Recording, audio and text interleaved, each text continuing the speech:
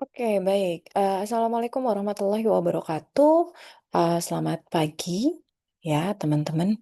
Nah, hari ini kita masuk dalam pertemuan keempat untuk mata kuliah Brand Management, di mana topik yang kita bahas adalah terkait dengan Customer-Based Brand Equity and Brand Positioning. Jadi, pada pertemuan kali ini kita akan mengenalkan konsep yang namanya CBBE dan brand positioning. Teman-teman mungkin waktu awal kuliah saya udah sering jelasin ya. Oh, ada nanti namanya konsep CBBE yang diperkenalkan oleh Kevin Landkeller sebagai bapaknya brand gitu ya, yang memang masih menjadi pedoman dalam brand management sampai dengan saat ini. Nah, minggu lalu teman-teman sudah belajar tentang apa itu brand. Fungsi utama brand yaitu to identify dan to differentiate. Nah, itu jangan sampai lupa. Kemudian apa-apa saja brand elements. Ya, kenapa harus ada brand? Nah, di sini akan diperkuat bagaimana eh, alasan atau argumentasi kenapa brand itu ada gitu ya. Dan bagaimana kita sebagai marketer atau brand untuk bisa survive atau dipilih oleh konsumen. Nah, topic of discussion of this meeting ada empat ya. Yang pertama tentang customer-based brand equity, ya. Yang kedua source and outcomes of CBBE. Kemudian ada empat komponen dalam brand positioning dan brand mantra. Ya, oke kita langsung saja masuk ke topik selanjutnya ya, yaitu tentang brand positioning. Nah, teman-teman pasti sering banget mendengar kata brand positioning. Ya, kalau diartikan secara harfiah gitu ya, kita artiin aja nih. Brand positioning ya posisi yang ingin dicapai oleh sebuah brand. Jadi, sejatinya brand positioning itu sendiri adalah keinginan dari brand. Brand itu ingin dianggap seperti apa, ingin diposisikan seperti apa. Nah, nyatanya adalah eh, ada gap terkadang atau mungkin seringnya ada gap antara brand positioning dengan brand image atau citra yang tercipta. Oke, kita misalnya produk kita adalah sebuah coffee to go gitu ya. Nah, kita ini ingin dikenal sebagai brand kopi yang cocok untuk new employer gitu ya.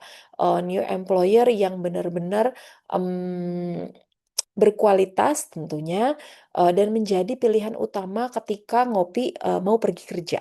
Tapi mungkin kenyataannya kita tidak menjadi pilihan utama atau mungkin pilihan terakhir. Nah, itu kan ada gap. Kita malah dianggap kayaknya kopi murah deh, kayaknya nggak cocok deh sama kita. Nah, seperti itu ya teman-teman. Nah, ini ada gap.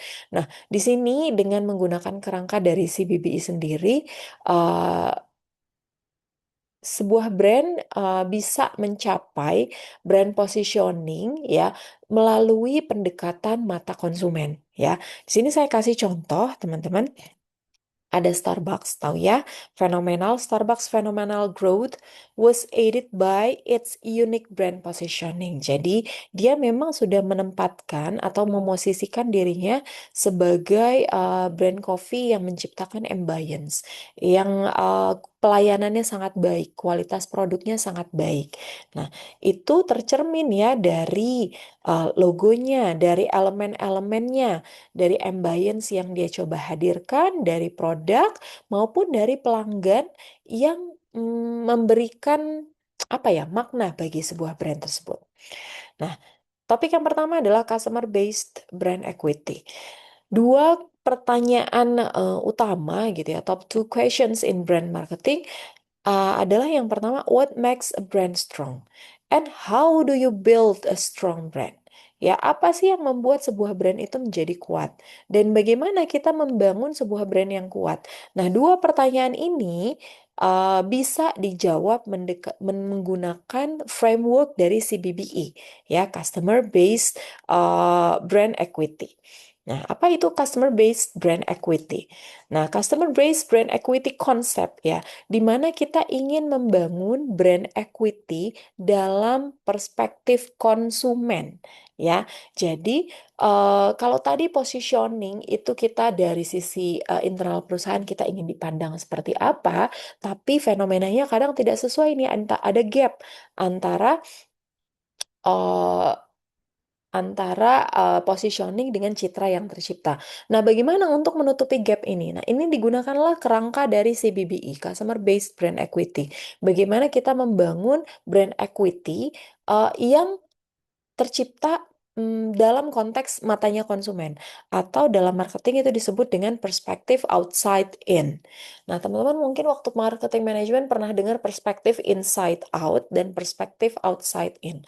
Nah, kalau perspektif inside out berarti perspektif itu datangnya dari brand atau dari perusahaan, dari produk ya. Jadi, oh kita mau nyiptain produk laptop ya. Laptopnya bentuknya seperti ini, tebalnya sekian sentimeter, OS-nya sekian, udah seperti itu ya teman-teman. Desainnya hanya satu berwarna hitam ya. Tapi ini adalah perspektif inside out. Kita menciptakan produk, kita memasarkan produk benar-benar dari mata konsumen gitu. Sorry, mata perusahaan. Jadi kita ciptain produk ya udah kita jual. Tapi berbeda dengan perspektif outside in, di mana kita itu mengcapture apa sih yang menjadi needs and wants-nya konsumen. Ya, apa yang diinginkan oleh konsumen kita coba capture, kita cari uniqueness, kita cari solutions untuk memenuhi kebutuhan needs and wants mereka tadi. Ya, itulah tadi perspektif outside in dari kacamatanya konsumen. The power of the brand lies what resides in the minds and the heart of customers. Ya, namanya juga kita mau jual atau kita ingin memasarkan barang sama konsumen. Tentu apapun yang kita ciptakan atau apapun yang kita berikan itu harus bisa memenuhi needs and wants-nya konsumen. Nah, CBBE kata kuncinya adalah the differential effect. Ada efek pembeda that brand knowledge has on customer response to the marketing of the brand. Jadi ada efek pembeda di mana brand knowledge itu terbentuk ya, dan customer itu merespon atas effort marketing dari perusahaan. Jadi bagaimana kita menciptakannya nanti akan ada bagian terakhir ya yang bisa menggambarkan bagaimana kita menciptakan brand equity based on customer based brand equity framework ini. Ya, CBBI itu bilang bahwa eh kon sorry, Keller bilang bahwa CBB itu akan tergantung dari yang namanya brand knowledge atau consumer knowledge. Karena apa? Apa yang diketahui oleh konsumen akan ngedrive apa yang mereka beli ya. Apa yang mereka pikirkan tentang brand kita ini. Consumer knowledge drives the differences that manifest themselves in terms brand equity. Jadi consumer knowledge ini akan menjadi kunci utama persepsi yang terbentuk. Apa yang menjadi pembeda brand satu dengan brand lain? Kenapa kita harus pilih brand A daripada brand B? Ya, jadi brand knowledge ini is the heart of brand equity.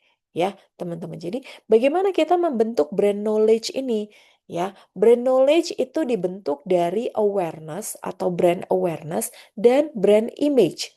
Ya, brand awareness itu apa? Ya, sejauh mana sih konsumen bisa nge-recall sebuah brand dalam berbagai kondisi yang berbeda? Ya, kita tahu brand itu atau enggak, ya, itu namanya awareness. Ya, awareness.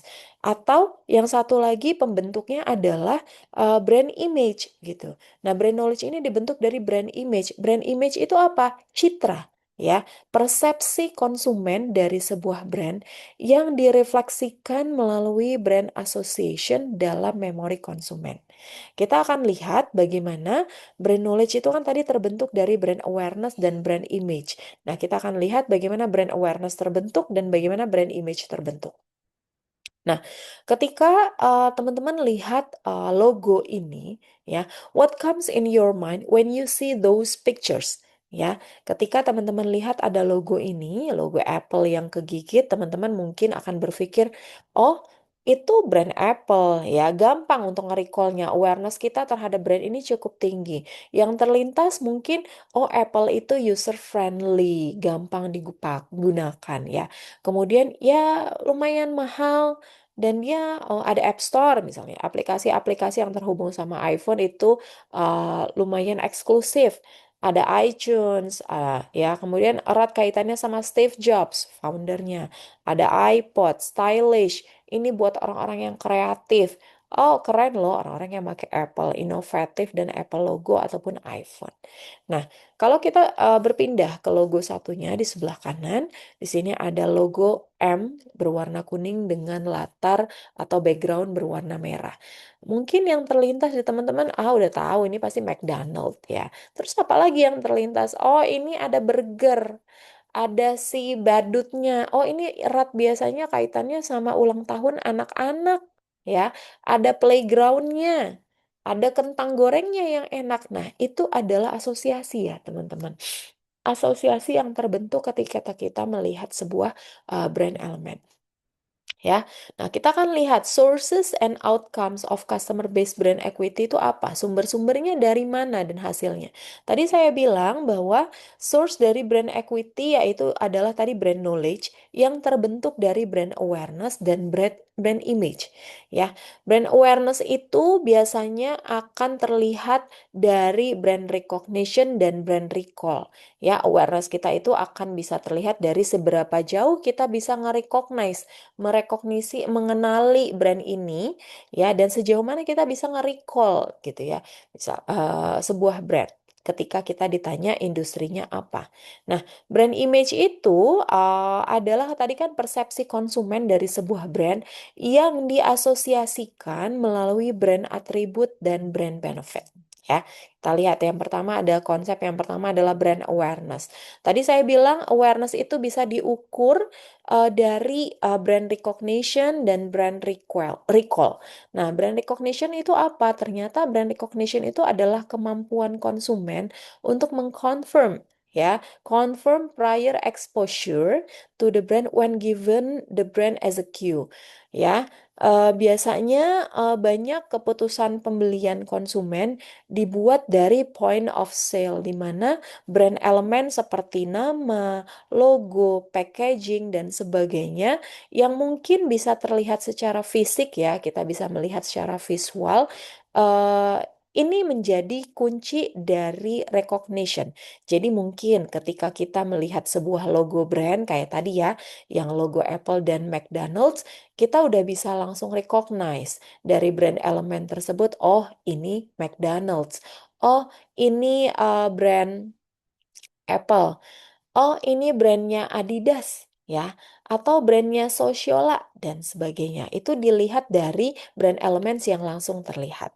Jadi, kemampuan konsumen untuk nge-recognize sebuah brand ini dari apa? Mungkin dari brand elemennya. Nah, yang kedua, brand awareness itu bisa terbentuk dari yang namanya brand recall.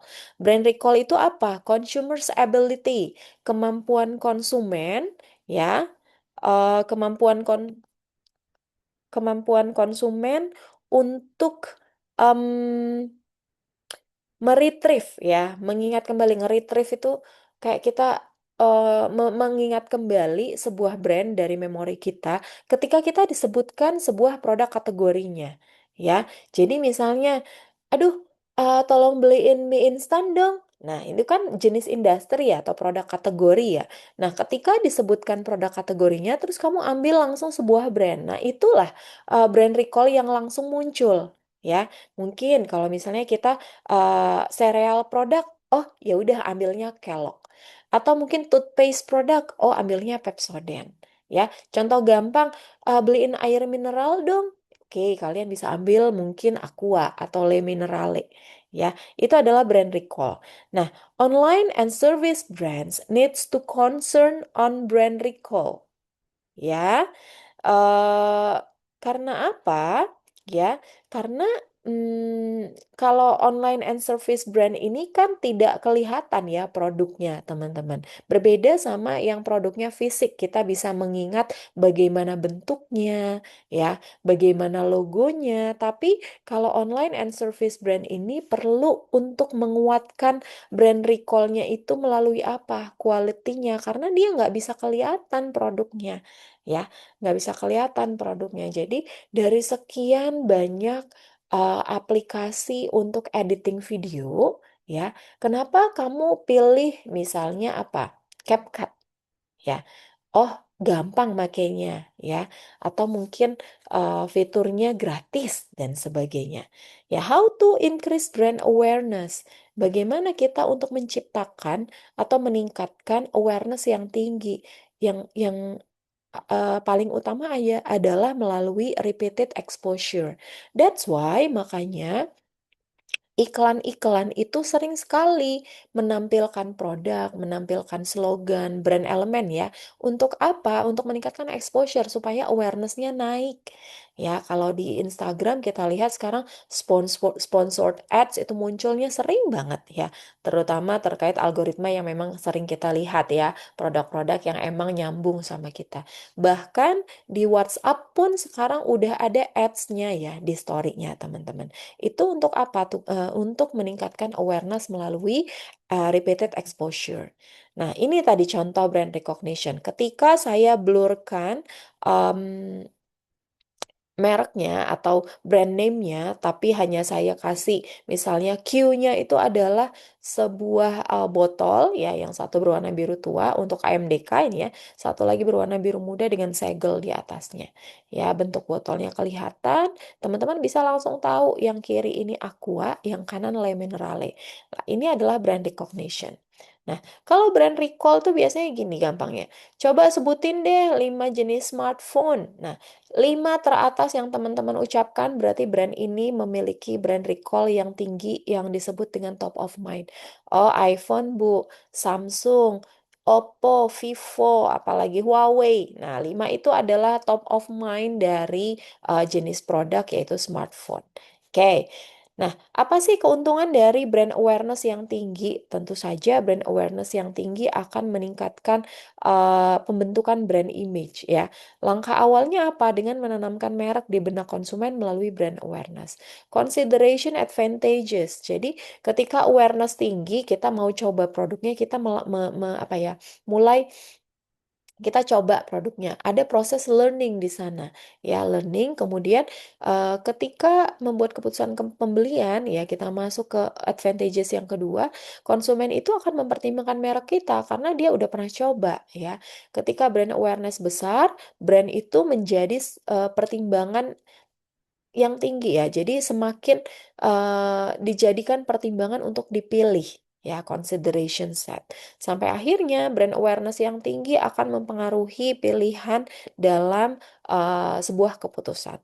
Semakin sering kita terekspos atau atas sebuah brand kayak misalnya saya kemarin ya, lagi nyari sunscreen udah beberapa brand saya coba ya, mulai dari eh saya kok lupa ya apa ya yang awal-awal itu Amatera Sun saya pernah coba karena ada awareness yang muncul dari rekomendasi teman saya. Kemudian ada yang hmm, untuk saat ini saya pakainya apa? Faceology ya, Faceology sering muncul di TikTok. Kemudian banyak banyak ads-adsnya. Kemudian Tavi, nah Tavi juga itu sering muncul. Jadi exposure yang semakin tinggi semakin membuat saya untuk mempertimbangkan membeli sebuah produk. Ya, oke. Tadi konsep CBBI yang pertama brand knowledge dibentuk dari brand awareness. Yang kedua brand knowledge terbentuk dari brand image yang terbentuk melalui brand association. Nah, brand association asosiasi merek ya, teman-teman. Biasanya asosiasi merek ini terbentuk dari yang namanya atribut dan juga benefit. Atribut ini biasanya yang terlihat ya, descriptive features that characterize our product or services. Sedangkan brand benefit itu personal value dan meaning dari sebuah brand ya. di mana personal meaning itu atau personal value ini itu apa ya, ngena gitu ke kita ya. Consumer attached to the product or services. Kita lihat brand attributes ketika melihat website ini Mother Care ya, dari namanya aja kita udah bisa lihat bahwa atau dari tampilan website bahwa ini produk yang menjual untuk kebutuhan balita ya, baby fashion misalnya, atau baby needs atau balita needs gitu ya teman-teman. Kita lihat juga brand attributes and brand benefits itu bedanya di mana. Brand attribute itu kan tadi adalah fitur ya, fitur yang dirasakan oleh konsumen yang terlihat. Misal nih ada the new BMW M3 ya, BMW M3.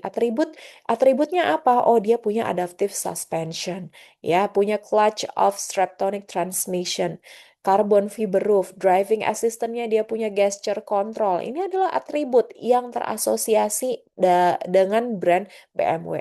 Benefitnya apa yang kita yakini gitu ya, value yang kita yakini ketika kita mendengar kata atau mendengar merek BMW.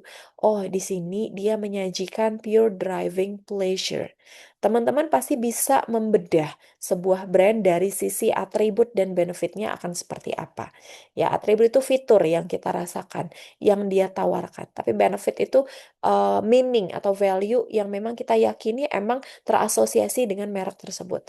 Nah, kedua item ini akan menjadi asosiasi merek sehingga akan menimbulkan knowledge dan pada akhirnya menciptakan equity. Ya, nah bagaimana consumers form a brand association? Biasanya terbentuk dari direct experience. Ketika kita memang mencoba brand itu secara langsung, produk secara langsung, kita punya pengalaman langsung, maka akan terbentuk asosiasinya. Oh, brand ini kalau fiturnya A, B, C, D. Terus saya bisa apa ya, kayak ngerasa enak aja gitu pakai sunscreen ini. Soalnya dia nyatu sama kulit gitu ya, nggak lengket. Nah kayak gitu. Jadi emang nyaman makainya.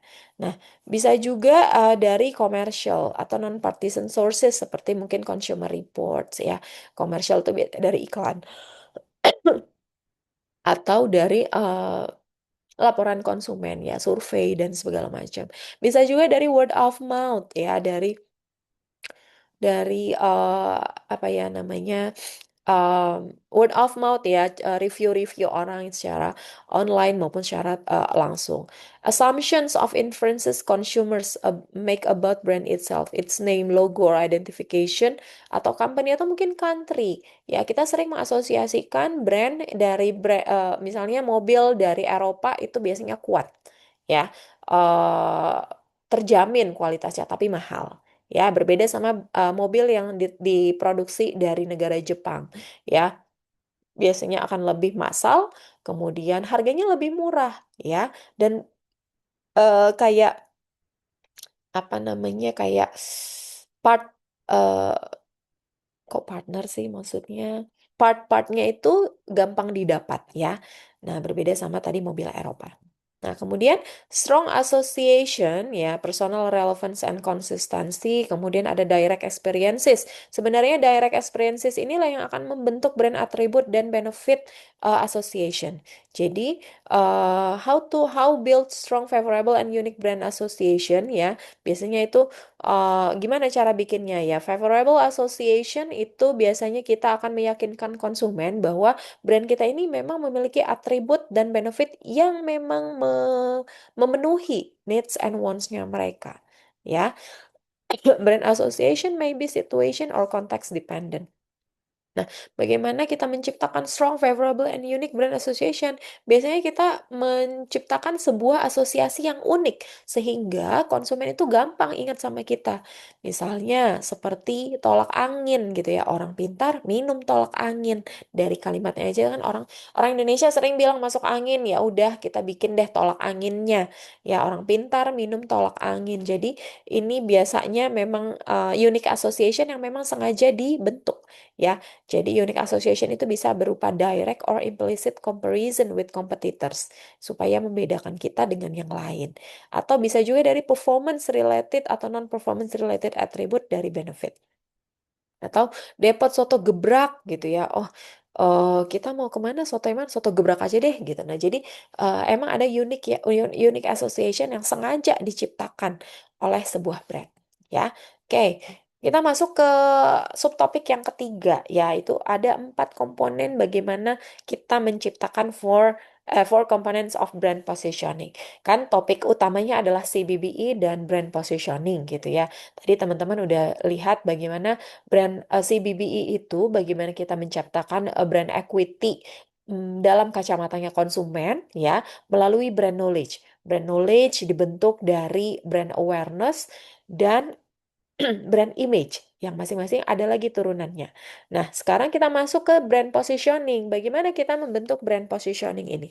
Brand positioning adalah act of designing the company's offer and image so it occupies a distinct and valued place in target customers' mind. Tadi saya bilang positioning ini adalah apa ya, kayak memang action yang disengaja oleh si brand kita ini mau ditempatkan di posisi yang mana di benak konsumen, di kepala konsumen ya. Biasanya brand positioning ini akan membutuhkan frame of reference ya, siapa target market kita dan nature competition kita, dan optimal points of parity and points of difference. Jadi sebelum kita untuk membentuk atau bagaimana kita membangun brand positioning, kita harus ngedefine dulu frame of reference kita, POP atau points of parity dan points of difference kita seperti apa. Jadi, kita harus tahu sebagai marketer siapa target kita, siapa kompetitor kita, bagaimana brand kita ini bisa mirip dengan kompetitor, dan bagaimana brand kita ini bisa berbeda dengan kompetitor. Ya, oke, kita lihat. Nah, 4 komponen dalam membentuk brand positioning yang ini ya, teman-teman. Ada target market dan nature of competitor. Ini yang tadi namanya frame of reference ya. Frame of reference, kita harus ngedefine siapa target market kita, kompetitor kita siapa. Kemudian kita harus bisa ngedefine points of parity. Bagaimana how the brand similar to these competitors, dan apa yang membedakan kita dengan brand lain. Ya. Nah, kita masuk ke target market. Jadi, target market itu teman-teman udah belajar ya konsep STP ya, segmenting, targeting, positioning. Sebelum masuk ke target market, kita harus melakukan segmenting dulu dari 4 aspek ya, dari behavioral, dari demografi, psikografi, dan dari geografi. Ya, kita akan pilih untuk brand kita ini atau produk kita ini, kita mau menyasar segmen yang mana. Setelah kita pilih segmen yang mana, kita tentukan target pasarnya. Segmennya lebih kecil lagi, kita pilih lagi. Yang menjadi potential buyer kita siapa? Ya, natures of good, buying conditions, demographic, ini juga mempengaruhi dari penentuan target market. Nah, example of segmentation based on benefit sought gitu ya. Misalnya untuk pasta gigi. Nih, misalnya sensory segment biasanya cari seeking flavor and product appearance. Atau mungkin sociable itu biasanya cari orang-orang yang kayak mementingkan penampilan, biasanya akan mencari pasta gigi yang bisa memutihkan ya. Kalau misalnya the warriors ya mungkin cari yang decay prevention, atau mungkin independent ya udah cari aja yang paling murah gitu ya. Nah, bagaimana kita memilih sebuah segmen? Dia harus bisa diidentifikasi. Jangan sampai kita memilih segmen yang tidak bisa diidentifikasi. Dan secara size, kita harus apa ya, memilih target pasar yang memang memiliki potential buyer yang cukup besar. Jangan kita memilih target pasar yang cuman ceruk ceruk sekali ya, sangat kecil. Karena ketika kita memilih pasar yang ceruk kecil gitu ya, kan ada potensi kita tidak laku juga ya, tidak dibeli seperti itu.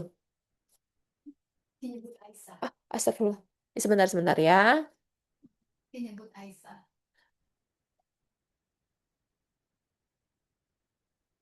Iya, iya, Mah.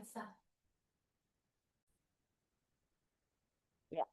Tadi ya, tadi kita harus pilih segmen yang identify size-nya harus cukup besar dan itu bisa diakses serta itu responsif. Maksudnya ada kemungkinan how favorable, seberapa besar sih eh, apa namanya ininya kita, brand kita disukai atau dipilih gitu ya, dipilih oleh konsumen ya. Jadi jangan sampai nggak masuk gitu, nggak cocok ya. Oke, kita lanjutkan. Nah, tadi dalam empat hal yang perlu yang perlu diidentifikasi ya sebelum kita menentukan brand positioning, yang pertama tadi adalah target market, yang kedua adalah natures of competition. Ya, bisa aja sekarang itu sifatnya direct competition ya. Misalnya Hotel Santika sama Hotel Ibis sudah langsung kelihatan ya teman-teman, sama-sama hotel. Atau indirect competition. Sekarang itu Hotel Santika sekarang saingannya bukan lagi sesama hotel yang secara fisik, tapi saingannya itu Airbnb.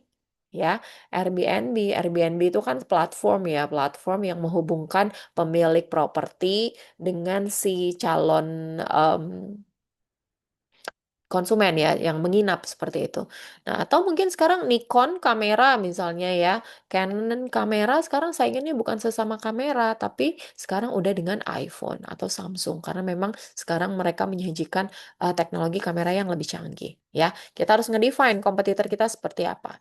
Nah, yang terakhir adalah kita perlu menentukan dua poin pokok yaitu points of difference dan points of parity. Points of difference itu apa? Itu adalah atribut unik untuk membedakan brand kita dengan pesaing ya. Dia harus favorit, maksudnya favorable ya, unik dan kuat. Mungkin kita bisa lihat dari functionalnya ya, secara performance kelihatan, atau mungkin secara abstrak, secara image kelihatan ya. Proof point of difference itu biasanya lack of belief ya. Jadi eh, kalau misalnya difference kita sedikit gitu ya, jadi semakin kecil kemungkinan kita untuk dipilih. Biasanya kalau Lexus itu ya, itu biasanya dengan identik dengan kualitas ya, ada abstrak imagery yang terbentuk. Kalau Nike biasanya dengan performa, Volvo itu biasanya identik dengan keamanan. Ini adalah points of difference yang coba diidentifikasi ya dan disajikan oleh atau dan disediakan oleh si brand-brand ini sendiri ya. Nah, berbeda dengan points of parity, eh, seberapa similar kita produk kita ini dengan pesaing gitu ya. Ini harus mencerminkan kategori produk jasa yang dijual. Jangan sampai kita eh, jangan sampai points of parity ini hilang karena akan menurunkan nilai merek. Contoh gampangnya gini ya, teman-teman, sebuah coffee shop ya. Coffee shop di benak kita, points of parity-nya itu adalah tempat yang nyaman, kopi yang enak, musik yang menyenangkan. Ya, ini kan yang memang pasti dimiliki oleh rata-rata coffee shop. Ya, nah itu adalah points of parity-nya. Jangan sampai kita menurunkan poin ini, karena kita ketika menurunkan poin ini, maka nilai merek kita juga akan turun. Karena itu kayak standar yang mesti dipenuhin. Nah, sekarang kita tinggal identify coffee shop kita itu mau dikenal yang seperti apa. Oh, saya mau temanya yang 90s ya, atau yang jadul. Nah, itu menjadi points of difference. Oke, nah itu kan udah bisa kebentuk nih. POP sama POD-nya tinggal yang dua lagi sehingga kita bisa menciptakan brand positioning. Ya, ini tadi points of parity ya, minimal at generic product level. Sebuah restoran akan dipandang sebagai restoran yang sesungguhnya jika menghadirkan makanan yang berkualitas, pelayanan dan kebersihan. Ya, competitive points of parity biasanya itu sering banget kita negasikan dengan kompetitor gitu ya. Eh, ini ada campaign yang di apa ya, di diberikan oleh si Wendy's ya. Big Mac I don't feel good. Jadi waktu itu em, ini lagi hits atau lagi booming film Avenger ya, Avenger yang dia menghilang dengan pasir itu, saya kok lupa ya namanya apa, yang menghilang dengan pasir itu. Jadi Wendy's ini kayak bilang eh, apa ya, kayak ngeledek gitu ya si Big Mac ini, Big Macnya bilang I don't feel good dan akhirnya dia menghilang. Ini tuh dia ingin kayak meledek bahwa Wendy's itu kan selalu fresh ya, fresh ingredients. Jadi dia ingin bilang bahwa ya si Big Mac ini akan hilang karena bahan bakunya itu tidak fresh gitu ya, seperti itu. Nah, correlation points of parity, potentially negative association between POD dan POP. Kadang-kadang kita suka jadi bingung nih ketika ingin menghadirkan POP ya dan POD itu suka ada eh, apa ya, pertimbangan, eh, misalnya kita pengen low prices versus high quality. Nah, itu gimana caranya? Taste versus low calories, nutritious versus good tasting ya. Nah, positioning guidelines ya, defining and communicating the competitive frame of reference. Ya, pertama kita harus identifikasi dulu ya, define dulu dan frame of reference kita seperti apa. Ya, kemudian kita eh, establishing points of parity and points of difference ya, choosing points of difference kita seperti apa, dan kita harus mengupdate positioning kita setiap waktu. Jangan sampai nanti usang. Oke, dan yang terakhir adalah brand mantra and how it should be developed. Jadi, dalam membentuk brand equity kan pasti ada sisi eksternal dan sisi internal. Tadi brand positioning dari internal ya, teman-teman. Nah, brand mantra ini juga dari internal. Jadi, as brands evolve and expand across categories, marketer will want to craft a brand mantra that reflects the essential heart and soul of the brand. Jadi kayak apa ya? Mantra lah. Mantra sebuah brand itu kayak untuk apa? Sebenarnya itu untuk esensi brand itu dan core brand promise-nya itu memang diakui dari sisi internal. Jadi kalau kita dari internal perusahaan emang sudah eh, apa namanya bilang ya, menyatakan bahwa state bahwa ini loh brand mantra kita, sehingga activity yang dilakukan itu semua mengarah ke sana ya. Its purpose to ensure that all employees and external marketing partner understand what the brand most fundamentally is to represent to consumers so they can adjust their actions accordingly. Jadi kita udah bilang brand kita ini mengedepankan kualitas ya, mengedepankan kualitas dan kenyamanan konsumen. Itu adalah brand mantra yang mau kita tanamkan kepada internal employees dan kepada mitra atau pihak ketiga. Ya, ini menjadi internal branding. Jadi, kalaupun kita misalnya nanti kerjasama sama pihak ketiga untuk bikin campaign, dan mereka harus bisa mengakomodir brand mantra kita itu, karena itu adalah value yang kita yakini. Ya, how to implement brand mantra? Yang pertama, a good brand mantra harus dikomunikasikan. Ya, harus disampaikan. Ini loh, sama kalau kalau di perusahaan itu punya yang namanya budaya kerja, misalnya ya. Budaya kerja itu adalah mantra, values ya, teman-teman. Itu harus dikomunikasikan. Perusahaan kita itu eh, nih harus apa namanya? Harus ada integritas ya, service excellent. Nah, itu harus tercermin. Jadi, setiap stakeholders itu harus bisa meyakini ya karyawan misalnya ya, bahwa memang kita mengedepankan yang namanya integritas dan sebagainya. Simplify, an effective brand mantra should be memorable. Jangan muluk-muluk yang gampang diingat aja. Dan itu seharusnya bisa menginspirasi, ada meaningful tersendiri.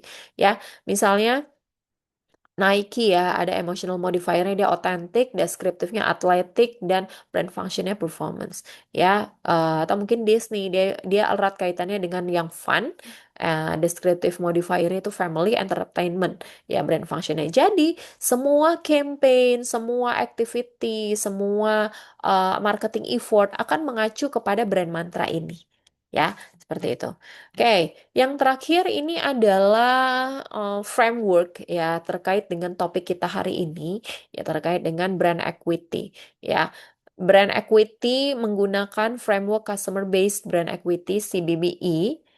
Nah, kita lihat bahwa brand knowledge itu menjadi jantung atau hati ya yang akan membentuk brand equity ya. Kemudian sebuah brand itu ya harus apa ya akan terbentuk brand knowledge. Nah, bagaimana cara membentuknya? Yaitu tadi melalui awareness dan melalui image.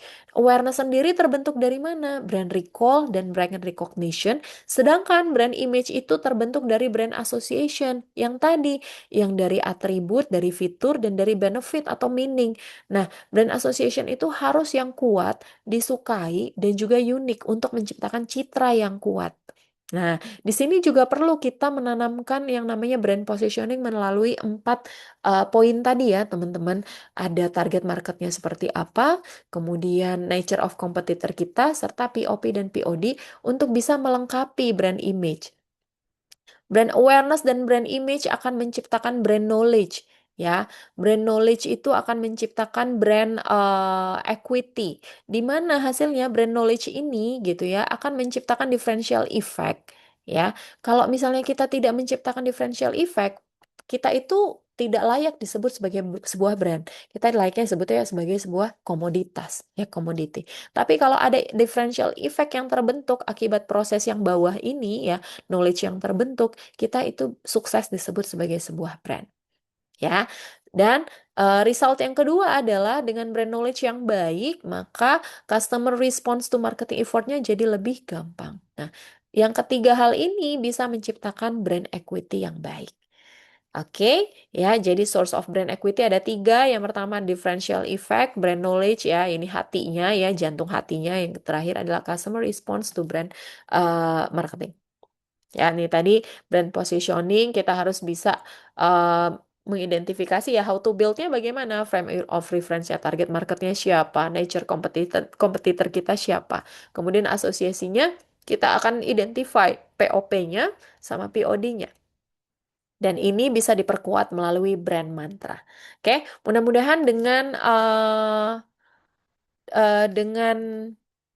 framework yang coba saya sampaikan hari ini dan penjelasan serta contoh-contoh bisa menggambarkan konsep CBBI itu seperti apa, brand positioning seperti apa. Terima kasih teman-teman. Nanti kalau ada pertanyaan silahkan leaving comments or nanti kita waktu ketemu di kelas ya. Terima kasih. Assalamualaikum warahmatullahi wabarakatuh.